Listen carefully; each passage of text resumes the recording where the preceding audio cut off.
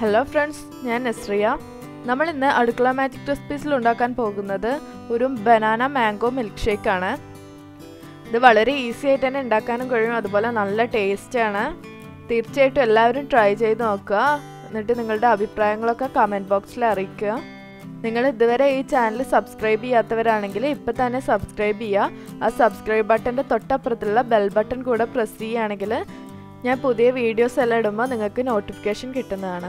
നമുക്ക് റെസിപ്പി ഉണ്ടാക്കുന്നതിന് മുമ്പ് അതിൻ്റെ ഇൻഗ്രീഡിയൻസ് ഒക്കെ ഒന്ന് നോക്കാം. ഞാനിവിടെ വലിയൊരു മാങ്ങ എടുത്തിട്ടുണ്ട്. ഇത് നല്ല വലിയ മാങ്ങ ആയതുകൊണ്ട് ഞാനിതിൻ്റെ ഹാഫ് മാത്രമേ ഉപയോഗിക്കുന്നുള്ളൂ. നിങ്ങൾക്ക് വേണമെങ്കിൽ ഇതിന് മുഴുവനായിട്ട് ഇടാവുന്നതാണ്. ഒരു റോബസ്റ്റ് പഴം എടുത്തിട്ടുണ്ട്. നിങ്ങൾക്ക് ഈ ജ്യൂസ് ഉണ്ടാക്കാൻ റോബസ്റ്റ് പഴമാണ് നല്ലത്. സാധാ പഴം ഉപയോഗിക്കുന്നതിനേക്കാളും നല്ല റോബസ്റ്റ് പഴമാണ്. പിന്നെ നമുക്ക് ഒരു പാക്കറ്റ് പാല് വേണം. ഇത് ഫ്രീസറിൽ വെച്ചിട്ട് നന്നായി കട്ടയാക്കി എടുത്ത പാലാണ് നമുക്ക് ഷേക്ക് ഉണ്ടാക്കാൻ വേണ്ടത്. പാല് ഒരു 2-3 മണിക്കൂർ ഫ്രീസറിൽ വെച്ച് കഴിഞ്ഞാൽ നല്ല കട്ടയായി കിട്ടും. പിന്നെ നമുക്ക് മധുരത്തിന് ആവശ്യമായ പഞ്ചസാര വേണം. ഞാനിവിടെ ഒരു കപ്പിൻ്റെ 1/3 ഭാഗമാണ് പഞ്ചസാര ഇട്ടിരിക്കുന്നത്, അതായത് 1/3 കപ്പ്.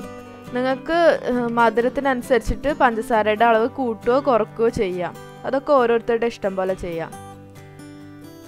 പിന്നെ നമുക്ക് ഒരു 1/2 ഗ്ലാസ് തണുത്ത വെള്ളം വേണം.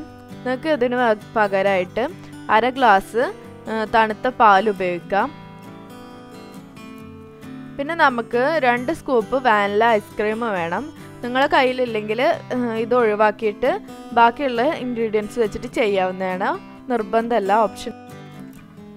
പിന്നെ നമുക്ക് ഈ ഷേക്ക് ഡെക്കറേറ്റ് ചെയ്യാൻ വേണ്ടിയിട്ട് ഈ ചെറീസും വേണം, അതുപോലെ ബദാമും കാഷ്നട്ടും ചെറുതായിട്ട് ചോപ്പ് ചെയ്തതും വേണം.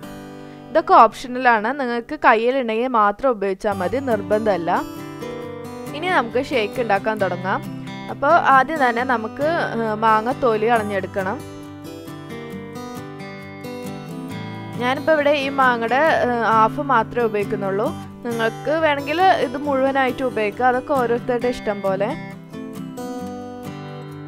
ഇനി ആ തൊലി കളഞ്ഞെടുത്ത മാങ്ങയുടെ ഹാഫ് എടുത്തിട്ട് ഞാൻ ചെറുതായിട്ട് മുറിച്ചെടുക്കുന്നുണ്ട്. അതുപോലെ തന്നെ നമുക്ക് വേണ്ടത് റോബസ്റ്റ് പഴമാണ്.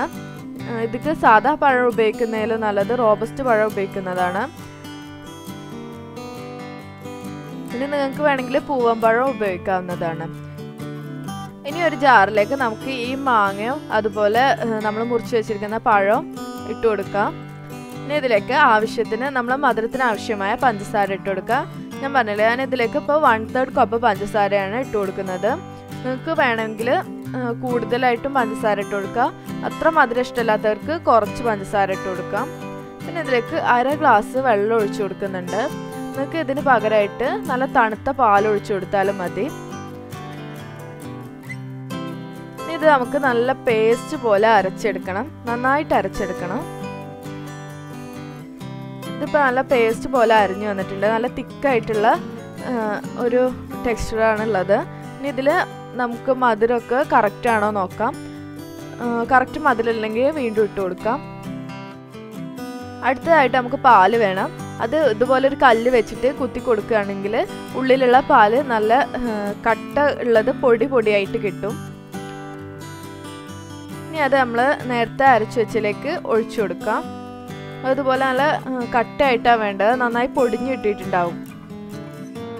പാലൊഴിച്ചു കൊടുത്താൽ പിന്നെ നമ്മൾ അധികം മിക്സിയിലിട്ടിട്ട് അരച്ചെടുക്കരുത്, ജസ്റ്റ് ഒന്ന് മിക്സ് ചെയ്തെടുത്താൽ മതി. ഒരുപാട് സമയത്ത് മിക്സ് ചെയ്യരുത്. അപ്പോൾ നമ്മൾ ഈ പൊടിച്ചു വെച്ചിരുന്ന പാലെല്ലാം ഒരുപാട് അങ്ങ് വെള്ളം പോലെ അരഞ്ഞു പോകും.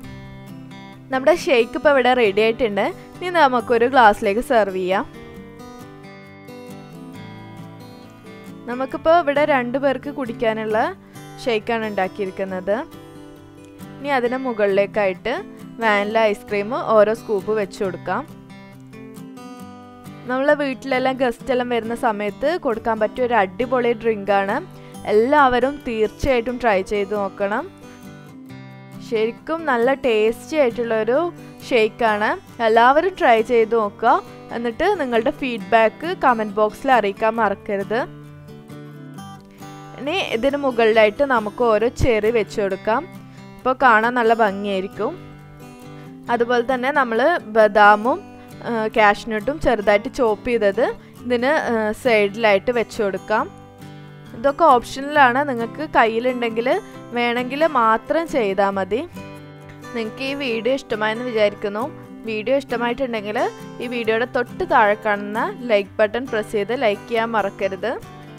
അതുപോലെ തന്നെ നിങ്ങളുടെ ഫ്രണ്ട്സിനും ഫാമിലിക്കൊക്കെ വീഡിയോ ഷെയർ ചെയ്ത് കൊടുക്കണം.